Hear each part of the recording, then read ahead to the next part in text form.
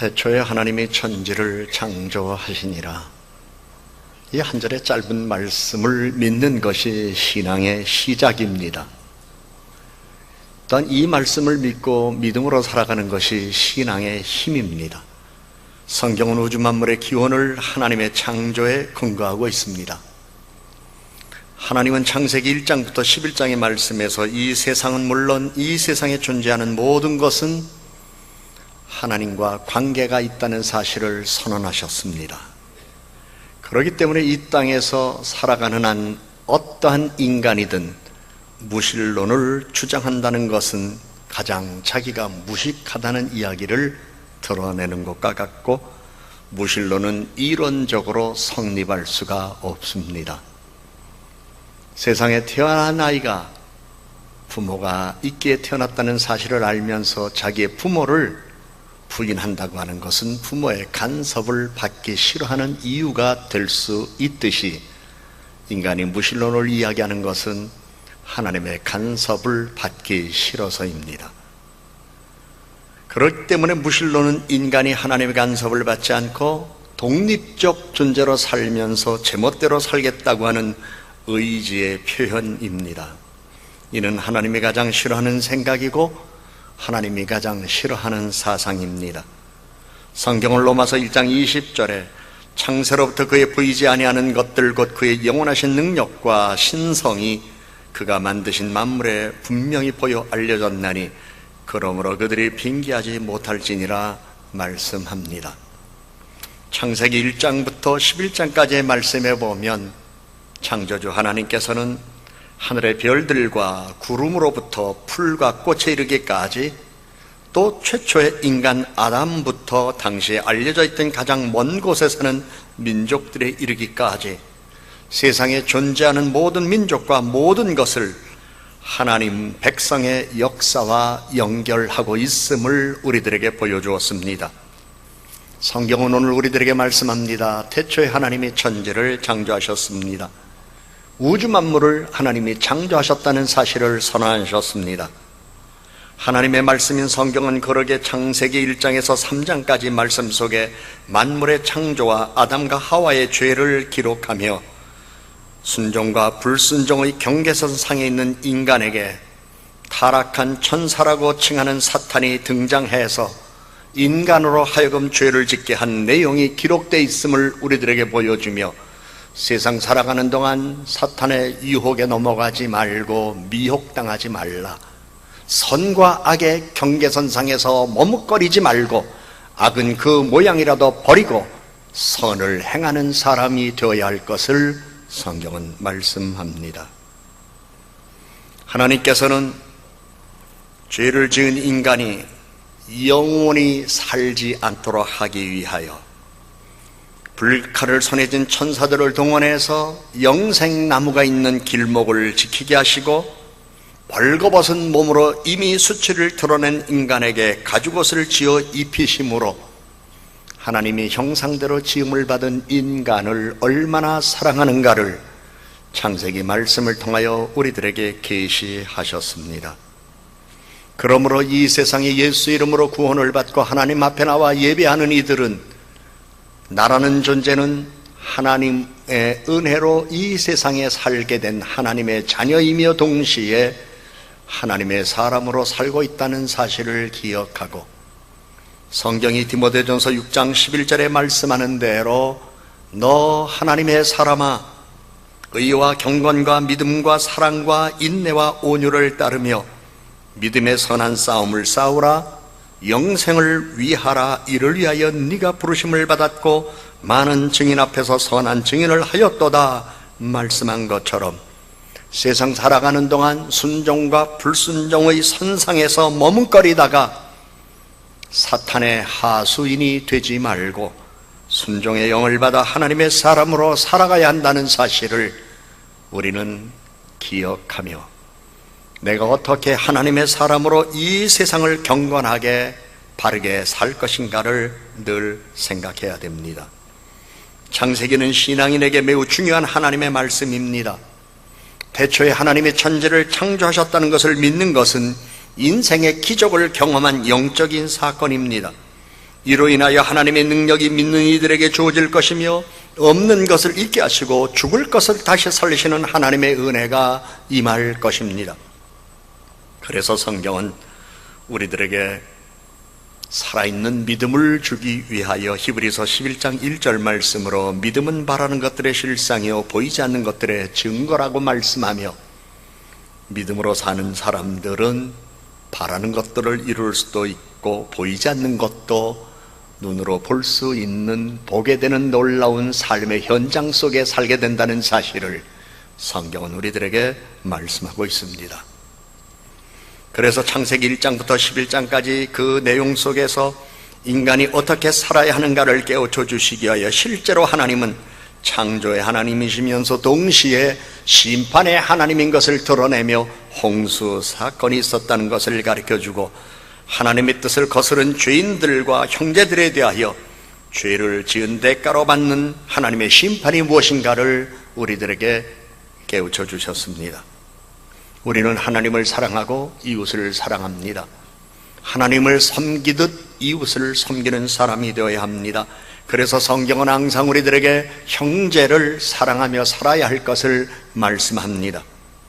그리고 형제에 대하여 죄를 지으면 그것이 하나님의 뜻을 거슬러 죄를 짓는 것과 같다는 것을 성경은 우리에게 가르쳐주기 위하여 신약 성경에서 예수님께서는 하나님께 예물을 바치기 전에 형제와 먼저 화해하라고 말씀했습니다.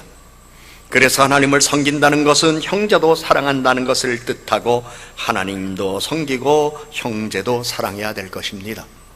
그러나 오늘 우리가 사는 이 세상, 돈 앞에서 피도 눈물도 없는 매정하고 무정한 사람이 많아져가는 세상에서 살게 되는데, 이러한 세상은 하나님의 심판을 받을 날이 올 것이고, 하나님의 심판을 받기 전에 세상의 심판을 받게 될 날이 있다는 것을 우리는 작금의 시대적 흐름 속에서 눈으로도 보고 있습니다. 성경은 마태복음 12장 30절과 31절에 내 마음을 다하고 목숨을 다하고 뜻을 다하고 힘을 다하여 주 너의 하나님을 사랑하라, 내 이웃을 내 자신과 같이 사랑하라고 말씀합니다. 그러면서 창세기 1장부터 11장 창조에 관한 말씀을 통하여 우리 하나님은 자신이 우리 인간에게 있어서 어떠한 신인가를 말씀하면서 하나님의 활동을 온 세상과 온 인류에게 미치고 있다는 사실을 선언합니다. 달리 표현한다면 하나님의 주권과 섭리 속에서 모든 것은 다스림을 받고 있다는 사실을 성경은 우리들에게 계시합니다. 그러므로 창조에 관한 기록된 말씀은 우리가 살고 있는 지금, 오늘 우리의 삶의 현장에서 일어날 모든 일이 창세기에 기록된 말씀과 밀접히 연결된다는 것을 가리키며, 이 창조의 말씀은 과거의 사건을 기록으로 우리들에게 보여주는 말씀이 아니라 오늘 이 시대를 살아가는 우리들이 하나님 앞에서 어떻게 살아야 하나님의 사람으로 바르게 살아가는가를 가르쳐주는 말씀입니다. 그러므로 창조의 말씀은 우리가 살고 있는 지금 여기에서 일어나는 모든 일들이 창세기에 기록된 말씀과 밀접히 연결된다는 것을 가리키고 있고, 그곳에 기록된 많은 사건과 말씀들의 내용들은 오늘 이 시대를 살고 있는 우리들이 삶의 현장인 오늘의 온 세상에서 볼 수 있는 사건과 같다는 것도 가르쳐주고 있습니다. 구약성경 레위기는 18장 22절에 너는 여자와 동침함같이 남자와 동침하지 말라, 이는 가증한 일이니라. 로마서 1장 24절부터 27절까지의 말씀에 보면 그러므로 하나님께서 그들을 마음의 정욕대로 더러움에 내버려 두사 그들의 몸을 서로 욕되게 하셨으니 이는 그들이 하나님의 진리를 거짓 것으로 바꿔 피조물을 조물주보다 더 경배하게 섬김이라. 고린도전서 6장 9절에 불의한 자가 하나님의 나라를 유업으로 받지 못할 줄을 알지 못하느냐, 미혹을 받지 말라. 음행하는 자나 우상 숭배하는 자나 간음하는 자나 탐색하는 자나 남색하는 자나 도적이나 탐욕을 부리는 자나 술 취하는 자나 모욕하는 자나 속여 빼앗은 자들은 하나님의 나라를 유업으로 받지 못하리라고 말씀합니다. 성경은 분명히 말씀했습니다. 빼앗은 자들, 남을 모욕하는 자들, 술 취하는 자들, 탐욕을 부리는 자들, 도적질하는 자들, 남색하는 자들, 탐색하는 자들, 간음하는 자들, 우상 숭배하는 자들, 음행하는 자들은 하나님의 나라를 유업으로 받지 못하느니라. 이 말을 뒤집어 보면, 이렇게 안 살면 우리는 다 하나님의 나라를 유업으로 받을 수 있는 사람이 된다는 사실을 성경은 말씀합니다.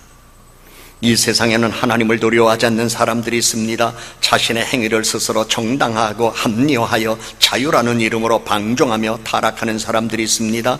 이들은 모두 하나님의 심판을 받을 것입니다. 인류의 역사는 인간의 타락은 하나님의 심판이 있었다는 사실을 고고학으로 증명하고 있습니다. 이상기온은 자연현상만으로 해석할 것이 아니라 인간이 탐욕으로 하나님의 뜻을 거스르며 자연과의 부조화를 행함으로 하나님의 심판의 징조가 임한 것임을 깨달아야 할 것입니다. 죄를 지은 인간은 하나님과의 부조화, 자연과의 부조화, 인간과의 부조화를 가져오며 심판을 불러들였습니다. 하나님은 세상 처음부터 종말까지 세상과 인류 전체와 관계를 맺고 있습니다. 그래서 성경에 기록된 창조의 말씀은 세상에 존재하는 것을 전체적으로 말하기 때문에 인류 역사의 한 처음에 있었던 사건들만을 가리키는 것이 아니라 오늘과 앞날에 있을 인간의 역사에 하나님이 어떻게 개입하는가를 예언한 말씀입니다. 성경은 대초에 하나님이 천지를 창조하시느니라 선언했습니다. 이 선언은 과거에 있었던 사건이지만 현실과 인간의 삶과 밀접하게 연결되어 있으면서도 현실을 뛰어넘는 실제를 다루는 하나님의 사건입니다. 그러게 인간은 창조의 말씀에서 처음으로 세상과 인류를 하나님의 주권과 섭리 아래에서 전체적으로 이해하며 거룩하게 살아야 한다는 것을 성경은 교훈합니다. 구약 성경의 이스라엘 백성은 처음에는 자기 백성만 하나님의 백성인 줄 알았습니다. 그러나 그들이 바벨론의 포로로 끌려가 살게 되면서 하나님은 그때부터 온 우주의 하나님이시고 모든 피조물을 보호하는 하나님이심을 그들은 점점 더 강하게 확신하게 되었습니다. 놀랍게도 구약 성경 창세기 창조에 관한 말씀은 그들이 바벨론 포로로 붙들어갔을 때에 하나님의 계시와 영감을 받은 사람들에 의하여 그때 창세기라고 하는 하나님의 말씀 성경으로 완성되었습니다. 기독교인들은 기본적으로 창조의 신앙을 바탕으로 부활의 신앙과 재림의 신앙을 가져야 합니다. 창조의 신앙에서 창조주 하나님에 관해 말한다는 것은 모든 것에 관하여 말한다는 것을 뜻하면서 나의 나된 것은 하나님의 은혜이지만 이 세상 살아가는 나의 삶에 관한 한 모든 주권과 섭리는 하나님의 있고 인간의 역사는 하나님의 역사 안에 있다는 것을 우리들에게 가르쳐주는 것이 창세기입니다. 인간은 눈에 보이는 세상이나 인류를 전체적으로 다 이해할 수 없습니다. 세상과 인류의 기원부터 시작해야 세상과 인류를 전체적으로 이해할 수 있습니다. 그래서 성경의 예언자들은 세상의 어떠한 사건이나 일들을 통하여 특정한 부분을 지적한 것이 아니라 세상을 전체적으로 강조하고 있습니다. 성경은 시간과 공간 안에서 하나님이 다루시는 사건과 일들을 계시했습니다. 그래서 우리는 신구약 성경 66권 가운데 요한계시록만이 계시의 책이 아니라 창세기서부터 요한계시록까지 신구약 성경 66권 모두가 다 하나님의 사건, 하나님의 계시가 기록된 책임을 우리는 알고 그 말씀 안에서 오늘 우리들이 살고 있는 현장에 오늘 우리 민족에게 어떻게 하나님께서 살라고 말씀하시는가를 깨닫고 순종의 영을 받아 순종하는 이들에게는 창조의 하나님이 완성의 아름다운 기쁨으로 우리들에게 풍성한 은혜를 주실 것이고 미혹당하여 하나님의 영을 받기보다는 세상을 거스리는 불순종의 영을 받고 하나님의 뜻을 거스렸을 때에 그에게는 하나님의 심판이 임한다는 사실을 성경은 우리들에게 가르쳐주고 있습니다. 하나님은 모든 것을 창조하셨습니다. 창조하신 하나님은 모든 것을 다 없앨 수도 있습니다. 창세기 5장과 10장에서 인간이 시간과 공간 안에서 점점 많아졌습니다. 생육하고 번성한 모습을 우리들에게 보여줬습니다. 인류 전체가 그토록 그렇게 많이 불어났다는 것을 가리키면서 번성케 하신 하나님의 능력이 무엇인가를 우리들에게 깨우쳐 주셨고, 생육하고 번성하라 하신 말씀대로 이루어지는 삶의 내용을 보는 이들에게 알게 하셨습니다. 그러나 죄악이 관영하기 시작했습니다. 하나님께서는 벼락으로 세상을 심판하셨습니다. 하나님께서는 홍수로 세상을 심판하셨습니다. 인간은 하나님 앞에서 거룩한 인간으로 살아야 합니다. 하나님은 내가 거룩하니 너희도 거룩하라고 말씀하십니다. 그래서 성경은 피조물인 인간이 창조주이신 하나님과 맺는 관계를 언급하며 생활공간과 음식, 노동, 그리고 함께 사는 사회 등 인간이 사는 모든 조건들을 언급하며 무엇을 먹든지 마시든지 무슨 일을 하든지 너희는 거룩하게 살아야 한다는 것을 말씀하고 계십니다. 성경은 인간은 피조물이기 때문에 죽음과 죄로 인해 한계를 가진 존재라고 밝힙니다. 그래서 창세기 3장과 4장과 6장과 9장과 11장에서 지적하는 것처럼 인간은 죄를 범할 수 있는 가능성이 있고 미혹당하고 유혹에 넘어갈 수 있고, 그러므로 말미암아 인간은 잘못할 수 있다. 그러나 뉘우치거나 회개하지 아니하고 자기도 알지 못하는 어리석은 삶을 계속 살면 그 결과로 벌을 받을 수 있다는 것도 계시합니다. 하나님은 피조물에게 지속적으로 복을 주십니다. 그래서 창세기 1장과 5장 그리고 10장에서 할 듯이 피조물이 번성하는 것은 하나님이 복을 내려주시기 때문입니다. 홍수 심판이 있은 뒤에 하나님은 다시는 인간이 사는 세상을 멸하지 아니하고 보존하겠다고 말씀하셨습니다. 결국 하나님께서 베푸시는 복은 보편적인 복과 특별한 복이 있고, 일방적으로 주시는 복과 쌍무적인 계약관계에서 주시는 복이 있는데, 일방적으로 주신 복이 내가 구원을 받고 하나님의 자녀가 된 것이라면, 쌍무적인 계약관계에서 주시는 복은 하나님의 뜻을 거스르지 아니하고 말씀대로 살아갈 때에 순종하는 이들에게 주시는 복입니다. 창조주 하나님은 자신이 만드신 세상을 항상 손에 쥐고 계시며 보호하십니다. 어떤 피조물도 하나님의 손을 벗어날 수 없습니다. 그러기에 강복하시는 하나님은 구원하시는 하나님이십니다. 성경은 아브라함으로 시작되는 하나님 백성의 이야기를 시작하기 바로 직전에 창조와 기원에 대한 말씀을 먼저 주셨습니다. 그 이유는 하나님의 백성의 이야기에서 하나님에 관해 말하는 것이 전체의 일부가 될 수 있기 때문입니다. 구약 성경에서 하나님과 백성의 관계는 크게 두 가지로 나누어 생각할 수 있습니다. 첫째는 구원의 관계이고 둘째는 창조의 관계입니다. 창세기, 출애굽기, 레위기, 민수기, 신명기로 구성된 모세 오경에 나와 있는 순서를 따르면 창조가 먼저이고 구원이 나중이지만, 이스라엘 역사의 관점에서 본다면 아브라함의 선택부터 시작된 구원이 먼저이고 나중에 창조에 관해 생각할 수 있었습니다.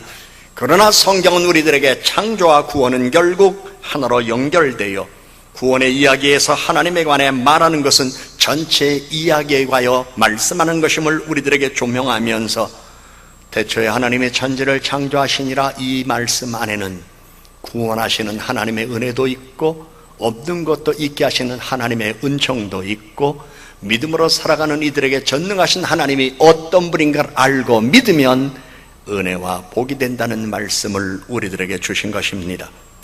이스라엘 백성은 역사 안에서 구원하시는 하나님을 만났습니다.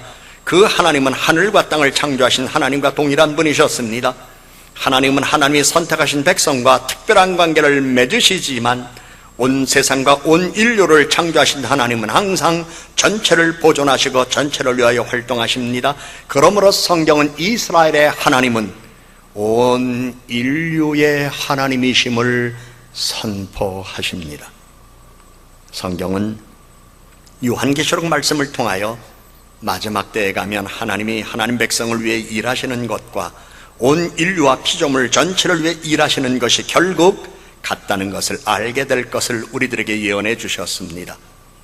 세상과 인류는 하나님에 의하여 시작됐습니다. 마지막 역시 하나님 손에 달려 있습니다. 구원의 은혜 앞에 감사하지만 언젠가는 하나님이 죄악으로 물든 이 세상, 방탕과 타락으로 이미 죄악에 관영한 세상, 하나님이 심판하실 날이 있다는 것을 우리는 기억하고, 우리는 구원의 은혜 속에서 내가 거룩하니 너희도 거룩하라고 말씀하신 그 말씀대로 거룩하고 경건하게, 의롭게, 선하게, 바르게, 착하게 사는 하나님의 백성들이 되어야 할 것입니다. 세상과 인류는 하나님에 의하여 시작되었습니다. 마지막 역시 하나님의 손에 달려 있습니다. 그러므로 아무도 세상과 인류의 시작과 끝을 마음대로 조종할 수 없습니다. 하나님께서는 그러기에 시작과 종말의 중간 시기에 예수 그리스도를 보내주셨고, 그래서 우리들은 예수님을 세상과 역사의 중심이라고 말하고 있습니다. 그래서 성경은 구약이 있고 신약이 있는데, 구약과 신약으로 넘어오는 사이에 예수 그리스도의 생애가 기록된 마태, 마가, 누가, 요한복음이 있다는 걸 가르쳐주고, 인간의 역사의 정점에 예수 그리스도가 계심을 우리들에게 계시했습니다. 태초에 하나님의 천지를 창조하셨습니다. 이것을 믿는 신앙인은 마지막 때에 하나님이 천지 만물을 폐할 수 있다는 것을 알고, 기도할 때도 예수 그리스도 이름으로 기도하면서 이 세상 살아가는 동안 예수 그리스도와 함께 예수 그리스도 안에서 하나님의 뜻이 이루어지고 하나님 나라가 완성되기를 소망하며 살아야 할 것입니다. 태초에 하나님이 천지를 창조하셨습니다. 성경은 베드로전서 4장 7절에 8절에 만물의 마지막이 가까웠으니 그러므로 너희는 정신을 차리고 근신하여 기도하라. 무엇보다도 뜨겁게 서로 사랑할지니 사랑은 허다한 죄를 덮느니라 말씀합니다. 창세기 12장에서 하나님은 한 개인 아브라함을 택하여 부르셨습니다. 성경은 그를 많은 사람의 아버지라는 뜻을 가진 이름으로 바꿔주셨기에 아브라함이 아브라함으로 이름이 바뀌었습니다. 개인과 가정과 민족 중심의 하나님이 누구인가를 하나님은 그를 통하여 증명하셨습니다. 성경은 아브라함이 아버지라는 사실을 언급하며 그로 인하여 믿음으로 한 아이가 태어났습니다. 그가 바로 이삭이었습니다. 이삭은 믿음으로 태어난 사람이었습니다. 그로 인하여 이 땅의 생명의 역사가 이어가고 믿음의 가문이 이어가고 믿음의 사람들이 하나님으로부터 어떻게 쓰임받는가를 우리들에게 하나님은 보여주셨습니다. 그의 생명과 가족들의 생명이 죽을 수밖에 없는 위험한 상황에서 하나님으로부터 안전하게 보호받았고, 그리고 그의 가족들과 후손들을 통해 계속해서 살아남았음을 보여주었습니다. 결국 천지 만물을 창조하신 하나님은 구원의 하나님, 창조의 하나님을 나타냈습니다. 오늘 거룩한 진리 곳에 나와 예배하는 우리 모두에게 우리 하나님은 선언합니다. 태초에 하나님이 천지를 창조하시니라. 창조하신 하나님, 그분의 은총을 누리며 살아가는 우리 거룩한 하나님의 백성들이 되기를 주의 이름으로 축복합니다. 기도합니다.